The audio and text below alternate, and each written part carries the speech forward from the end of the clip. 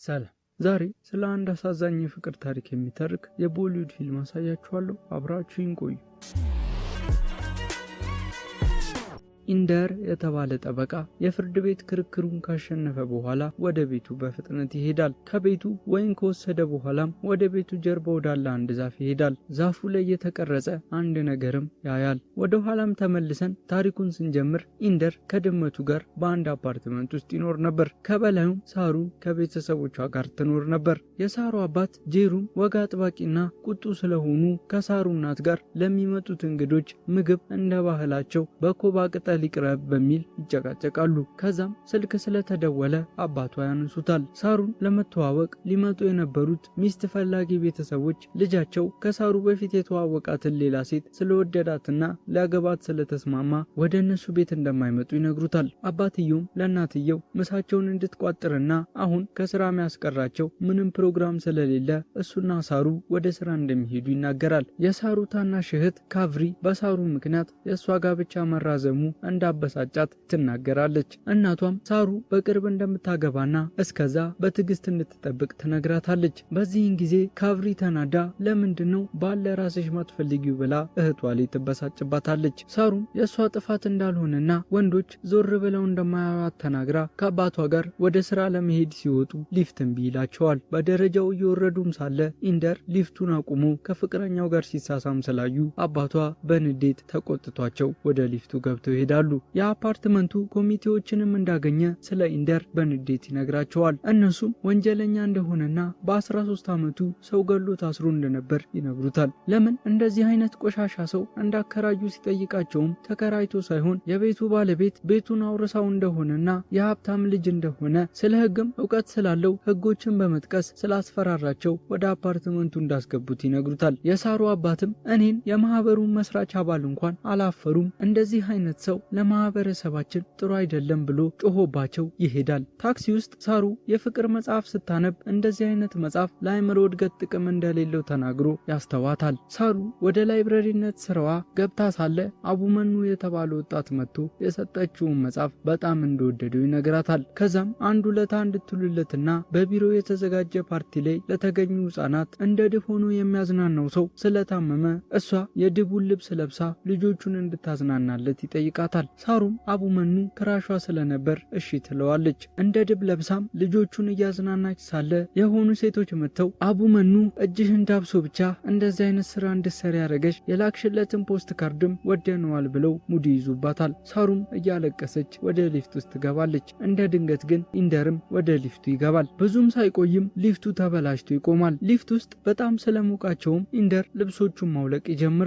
ሳሩም ማስኳን ስታወልቅ ግን ደንግጦ ወንድ መስለው እንደዛ እንዳረገ ተናግሮ ይቅርታ ይጠይቃታል። ሊፍቱ ሲስተካከልም ማስኳን ጥላ ስለሄደች ወደ ላይብረሪ ይዞላት ይመጣል። ከዛም ከ8 ዓመት የእስር ቆይታ በኋላ ለተለቀቀ ሰው የሚሆን መጽሐፍ ሪኮመንድ እንድታደርገው ጠይቋት አንድ መጽሐፍ አንስታ ትሰጠዋለች። ከዛም በኋላ በየጊዜው እየመጣ መጽሐፍ ይዋሳትና ከፖስት ጋርድ ጋር መጽሐፉን ይመልስላት ጀመር።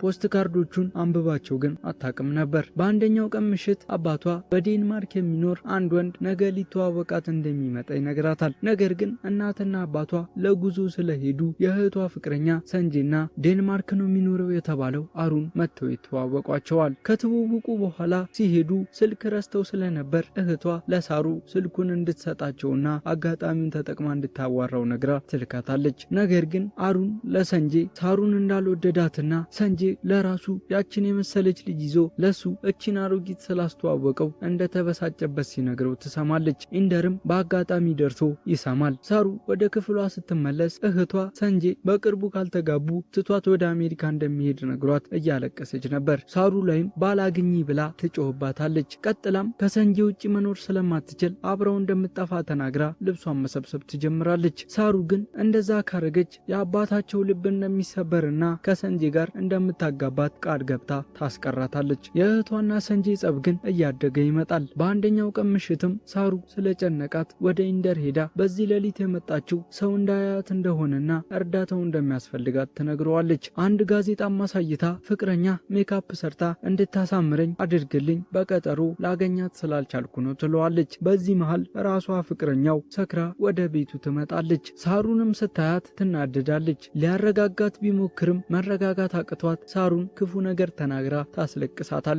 ኢንደርም ሳሩን ይቅርታ እንድትጠይቅ ለፍቅረኛው ሲነግራት በንዴት ጠርሙስ ወርጉራባቸው ወጥታ ትሄዳለች። የጠርሙስ ስባሪ ስለወጋውም መድኃኒት ሊገዛ ሲሄድ ሳሩ አብረው ትሄዳለች። ጥበቃዎቹና ኮሚቴዎቹም ይህንን ወሬ ወዲያው ይቀባበሉታል። ፋርማሲ ላይ ቆመው ወደ ሆስፒታል እንዲሄድ እየለመነችው ሳለ አንድ ፖሊስ ድንገት መጥቶ ልክ እንደሆነችና ለምን ወደ ሆስፒታል እንደማይሄድ ኢንደርን ይጠይቀዋል። እሱም ደህና እንደሚሆንና አስፈላጊ እንዳልሆነ ይነግረዋል። ፖሊሱ ግን ሌባ ነው ብሎ ስለገመተና የሰጠው መልስ ስላልተመቸው ሁለቱም እንዲታሰሩ ሲያዝ ሳሩ ፍቅረኛው በጠርሙስ መተው እንደሆነና ሌላ የከፋ ነገር እንደሌለ ተናግራ ትለምነዋለች። በመቀጠልም እባክህ እሱን ካሰርከው ከፍቅረኛው ጋር ይቅርታና እወድሻለሁ ለመባባል ሁለተኛ ዕድል አያገኙም ትለዋለች። ፖሊሱም ይህንን ሲሰማ ወደ ቤት እንዲሄዱ ይፈቅድላቸዋል። የሞተች ሚስቱ ሁሌም ከዱላና ሽጉጥ ይልቅ ይቅርታና እወድሃለሁ ሁሉን ችግር ይፈታል ትለው እንደነበርም እንረዳለን።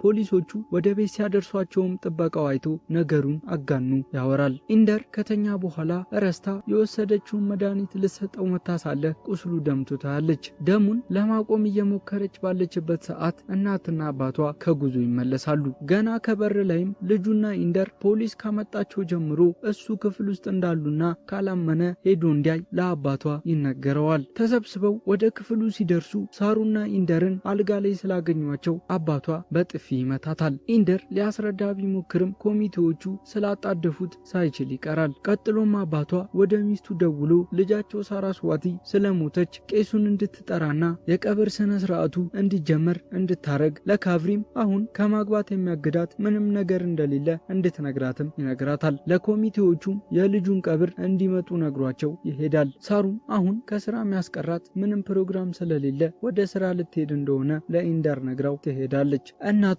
ስደውልላትም ምንም ነገር እንዳታረግና ለእህቷ ቃል ስለገባችላት የእህቷ ሰርግ እንዲፈጸም እንድትፈቅድ ትነግራታለች። አባቷ መደዋወላቸውን ካወቀም ስለሚናደድ እንዳትደውልላት ለእናቷ ትነግራታለች። በስራ ላይ ሆናም ቤት መፈለግ ትጀምራለች። ነገር ግን ስላላገኘች ኢንደር መጥቶ ከስራ ቦታ ይወስዳታል። ከነ አቡመኑ ጋርም ታስተዋውቀዋለች። ከዛም ወደ አንድ ባዶ ቤት ይወስዳታል። ነገ ከነጎዳ እቃዎቹን ገዝተው እንደሚያሟሉም ይነግራታል። በንጋታው ምግቦችን ለመግዛት ወደ ገበያ ይሄዳሉ። ከዛም ኢንደር ለራሱ አልኮል ያለው ለሷ ደግሞ አልኮል የሌለው መጠጥ ያዛል። ሳሩ ግን የሱ መጠጥ ውስጥ ምን እንዳለ ስትጠይቀው ስለዋሻት አልኮል መሆኑን ባለማወቅ የሱን ጠርሙስ ተቀብላ በአንድ ትንፋሽ ትጠጣዋለች። ብዙም ሳይቆይ ሰክራ ገበያውን መበጥበጥና መዝፈን ትጀምራለች። በመጨረሻም በንጋታው አብረው እየሄዱ ሳለ ትላንት ሰክራ እንዳዋረደችውና እሱም ስለመጠጡ እንደዋሻት ስትጠጣ ምን አይነት ሰው እንደሆነችም ስትጠይቀው ሮማንቲክ እንደሆነች ነግሯት ቢራ ሊገዛ ጥሏት ይሄዳል። በዚህን ጊዜ ሳሩ አንድ ሰውዬ የወደቀበትን ዋሌት ሌላ ሰው ሲያነሳ ታያለች። ስትጨቃጨቅም ኢንደር ደርሶ ከሰውየው ዋሌቱን ተቀብሎ ይከፍተዋል። የማን እንደሆነ ሲያግን ለሰውየው መልሶለት ተናዶ ይሄዳል። ሳሩ ግን ዋሌቱን ተቀብላ ለባለቤቱ ትመልስለታለች። ወደ ኢንደር ስትመለስ ግን በንዴት ገፍትሮ ጥሏት ይሄዳል። ምሽት ላይ ወደ ቤቷ ሲሄድና የተለያየ ቦታ ሲፈልጋት ቆይቶ ስላጣት ቀን ጥሏት ወደ ሄደበት ቦታ ሲመለስ ቁጭ ብላ እያለቀሰች ያገኛታል። ባረገው ነገር ከተጸጸተም ይቅርታ እንዲጠይቃት ጠይቀው ይቅርታ ይጠይቃታል። አባቷም ስለ መጥፋቷ ሰምቶ ተከትሎት ነበርና ሲተቃቀፉ ያያል። ኢንደርና ሳሩ በመኪና እየሄዱም የዋሌቱ ሰውዬ አባቱ እንደሆነ ሲነግራት እንዳወቀችና የእሱና የአባቱን ፎቶ የያዘ መጽሐፍ እንዳገኘ ትነግረዋለች። እሱም አባቱን እንደሚጠላው ሲነግራት አንድ ቀን ሁሉንም ትተህ ያቀፍከው ቀን የተሰበረው ልብህ ይጠገናል ብላ ትነግረዋለች። ኢንደርም አባትሽ ይቅርታ ሊያደርግልሽ የሚችልበት መንገድ የለም ወይ ብሎ ይጠይቃታል። እሷም የተማረና የተከበረ ጨዋ ሰው ካገባች ሊቀበላት እንደሚችል ነገር ግን አስቀያሚ እንደሆነችና ማንም ሊያገባት እንደማይፈልግ ስትነግረው ወደ አንድ ቦታ ይወስዳታል። በሙምባይ ቁጥር 1 የሆነ የፋሽን እቃዎችን በህገ ወጥ መንገድ ወደሚያስገባ ሰውም ሄደው ጸጉሯንና ሁሉ ነገሯን ሰርተው ዘመናዊ ልብስ በማልበስ ያሳምሯታል። ሳሩም ቤተሰቦቼ እንደዚህ ሆኜ ቢያዩኝ በጣም ደስ ይላቸው ነበር ትለዋለች። ኢንደርም ሄደን ይዩሽ በማለት ወደ ቤተሰቦቿ ቤት ይዟት ይሄዳል። የቤቷ በር ላይ እንደደረሰች ግን ቤተሰቧ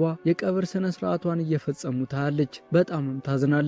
ኢንደር አሁን ምን እንደምታረግ ሲጠይቃትም ይህንን እሱ የሰጣትን ቆንጆ ፊት እንደማታባክንና ይህን ፊቷን ወዶ እንድታገባው የሚጠይቃት ሰው ስታገኝ አግብታው ወደ አባቷ ተመልሳ እንደምትመጣና አባቷም የሰቀለውን ፎቶዋን አውርዶ ምርቃቱን እንደሚሰጣት ትነግረዋለች። ከዛም ወደ ስራ ትሄዳለች። ሁሉም ሰውም ሲያያት ይገረማል። አቡመኑም ትኩረት ይሰጣትና ሁሌ ስራ ቦታዋ እየሄደ ሊያገኛት ይሞክር ጀመር። እሷ ግን አሟት ነበር። ኢንደርም ወደ ቤት ሄዶ ያገኛታል። አቡመኑ እየፈለጋት እንደሆነም ይነግራታል። ከዛም የተማሩና ጥሩ ስራ ያላቸው ወንዶች ስም ዝርዝር ያለበት ደብተር ይሰጣታል። ወደ ስራ ስትመለስ አቡመኑ አግኝቶ ጥያቄው ድንገተኛ ቢሆንም እየተሰማ ያለው ስሜትም ድንገተኛ ስለሆነ እንድታገባው ይጠይቃታል። እሺም ትለዋለች። ከአቡመኑ ጋርም የፍቅር ጊዜ ማሳለፍ ትጀምራለች።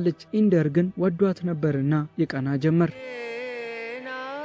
በአንደኛው ቀን ለሰርጓ ቀሚስ እየመረጠች ሳለ ቤተሰቦቿም ለእህቷ የሰርግ ቀሚስ ሲመርጡ በአጋጣሚ ታያለች። ይከፋታልም። ከጊዜያት በኋላ ኢንደር ሳሩ እጅ ላይ የቁስል ፕላስተር አይቶ ሲጠይቃት አቡመኑ ቱርክ ሀገር ስራ ስላገኘ ለቪዛው ፕሮሰስ ደም ሰጥታ እንደሆነ ትነግረዋለች። ኢንደር ወደ ቱርክ ሄዳ ልትኖር መሆኑን ሲሰማና የሰርግ ካርዷን ስትሰጠው ያዝናል። ከሱ ውጪ ማንም የኔ የምትለው ሰው እንደሌላትና ሰርጓ ላይ ካልተገኘ እንደምታዝን ትነግረዋለች። ከዛም ኢንደር በድንገት አባቷን አግኝቶ የጥሪ ካርዱን ሊሰጠው ሲሞክር አባቷ ካርዱን ወርውሮ ይጥለዋል። ሳሩ የሰርጓ ቀን ደርሶ ለመፈራረም መዘጋጃ ሄዳ እየጠበቀችው ሳለ አቡመኑ ይቀራል። ሳሩ ወደ ቤቱ ሄዳ ታገኘዋለች። አቡመኑ ቤተሰቦቹ በጋብቻው እንዳልተስማሙ ነግሮ ይቅርታ ይጠይቃታል። ኢንደር ሲደርስም ሳሩ አቡመኑ ሊያገባት እንደማይፈልግ እንደነገራትና እንዲደበድብላት ትነግረዋለች። በዚህ መሃል የአቡመኑ ቤተሰቦች መጥተው ልጃቸው በህይወት እያለች የቀብር ስነ ስርዓቷን ከፈጸሙ ቤተሰቦች ጋር መዛመድ እንደማይችሉ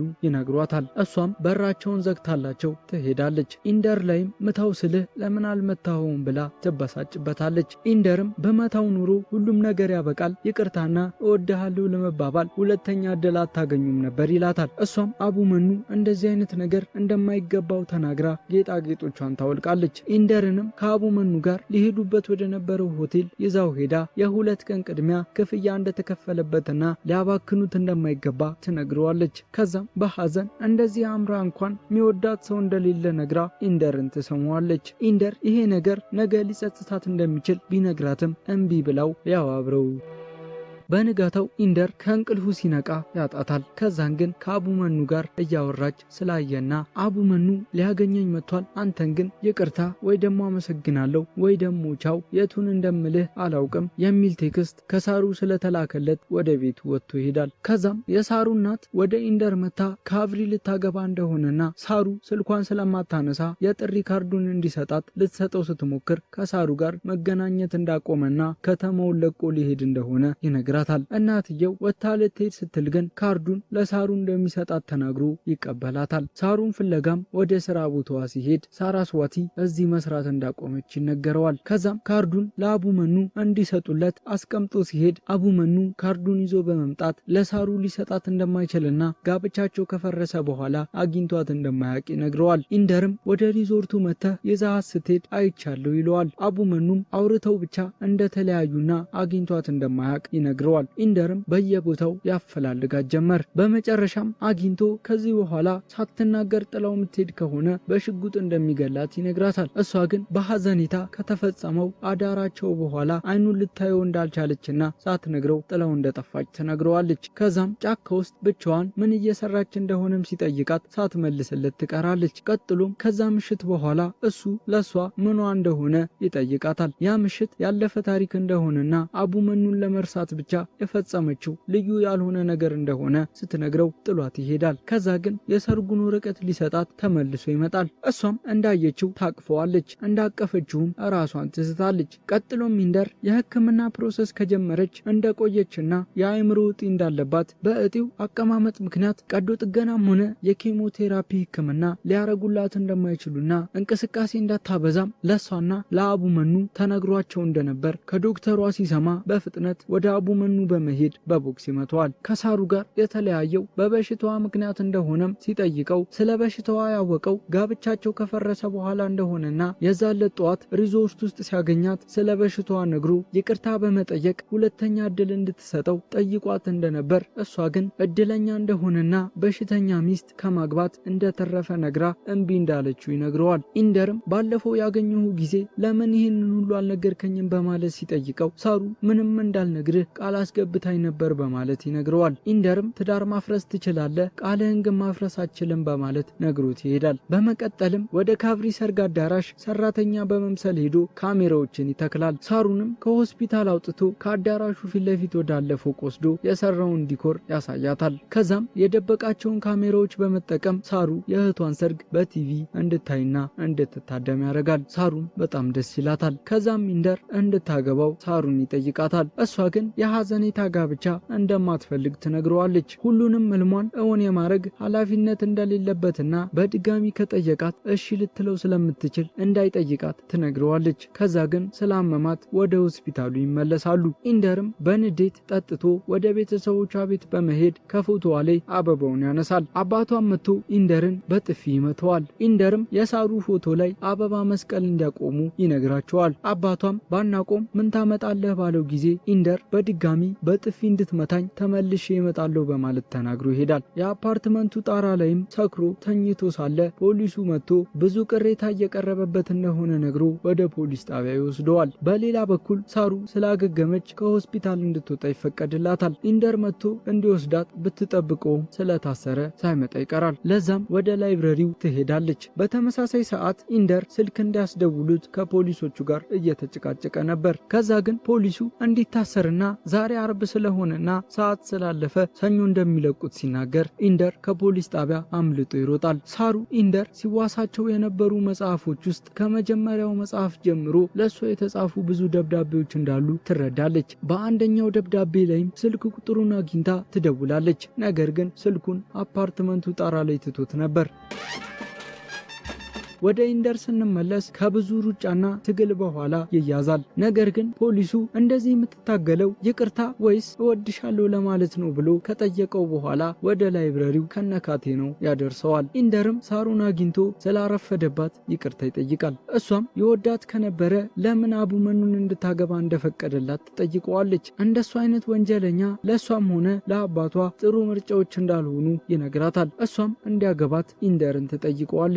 ከዛም ፖሊሱ መጥቶ ካያቸው በኋላ ከኢንደር ላይ ካቴናውን በመፍታት የሰርጋችሁ ስጦታዬ ነው ብሎ ካቴናውን ይሰጣቸዋል። ማታ ላይ ሳሩ ለኢንደር ስትሞት ፎቶዋ ላይ አበባ እንዳይሰቅልና ከአንድ ዛፍ ስር እንድትቀበር እንዲያደርግ፣ እንደዛ ካረገ የኔ የምትላቸው ሰዎች ሊጎበኟት ሲመጡ አበባ ሆና እላያቸው ላይ እንደምትዘንብባቸው ትነግረዋለች። ኢንደርም የዛን ሁለት ምሽት ወደ ቤተሰቦቿ ቤት ሄዶ ከፎቶዋ ላይ አበባውን በማንሳት የሳሩ አባት ላይ ሽጉጥ ይደቅንበታል።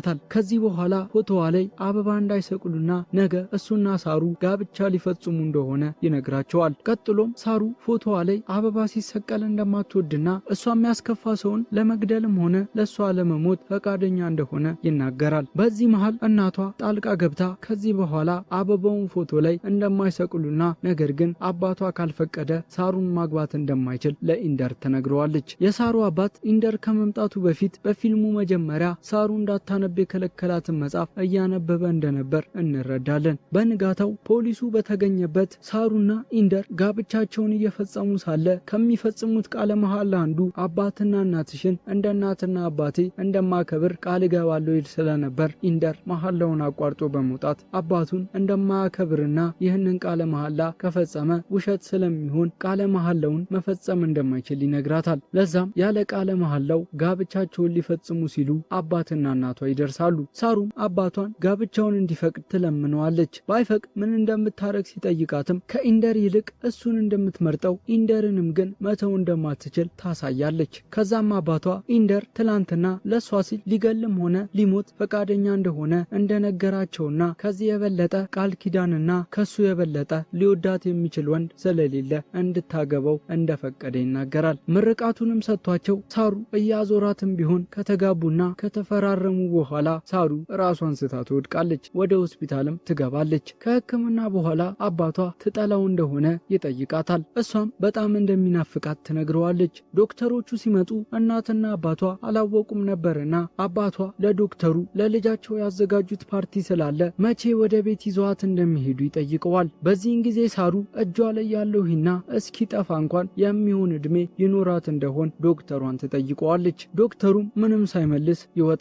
አባቷም ምን አይነት አባት ነኝ? ልጄ በህይወት እያለች የቀብር ስነ ስርዓቷ ይፈጸማልኩኝ። ባለቤቴ ወላጆች ልጆቻቸውን ሲመርቁና ሲረግሙ አምላክ ይፈጽመዋል ብላኝ ነበር፣ እኔ ግን አልሰማኋትም በማለት በራሱ አዝኑ ይጸጸታል። ፖሊሱ ለኢንደር ሳሩ በሰርጉ ቦታ የጣለቻቸውን እቃዎቿን አምጥቶ ይሰጠዋል። አንድ መጽሐፍም እንዳገኘና መጽሐፍ ውስጥ የእሱና የአባቱ ፎቶ እንዳለና ከ1994 እስከ 2015 እንደሚል ይነግረዋል። ኢንደርም ሮጦ ወደ አባቱ ቤት በመሄድ ፎቶ ላይ ያለው ዛፍ እስካሁን ካለ አባቱን ይጠይቀዋል። አባቱም እንዳለ ሲነግረው ኢንደር ከዛፉ ስር 3 ሜትር የሚሆን መሬት እንዲሰጠው አባቱን ይጠይቀዋል። አባቱም ልብሱ ላይ ደም አይቶ ነበርና አሁን ደግሞ ማንን ገለህ ነው ብሎ ሲጠይቀው ኢንደር ተናዶ ወጥቶ ይሄዳል። ወደ ሳሩም ሄዶ ለምን እስከዛሬ የሰራው ወንጀል ምን እንደሆነ እንዳልጠየቀችው ይጠይቃታል። እሷም ሰውን ለማዳን አድርገኸው ይሆናል ብዬ አስቤ ነው ትለዋለች። ኢንደርም ልጅ እያለ እንደ እናቱ ሚያያት ሞግዚት እንደነበረችውና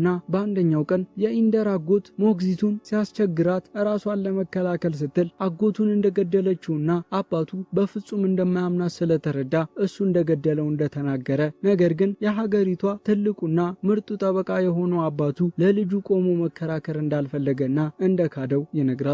ለዛም አባቱን ይቅር ሊለው እንደማይችል ሲነግራት ይቅር እንዲለው ቃል ታስገባዋለች። ተጠግታለትም አጠገቧ ካስተኛችው በኋላ ቻው እንዲላትና እንዲሰናበታት ትነግረዋለች። ኢንደር ግን ጥላው እንዳትሄድ ይማጸናት ጀመር። በመጨረሻም እንደሚያፈቅራት ነግሯት እሷም እንደምታፈቅረው ነግራው እንዳቀፋት ህይወቷ ያልፋል።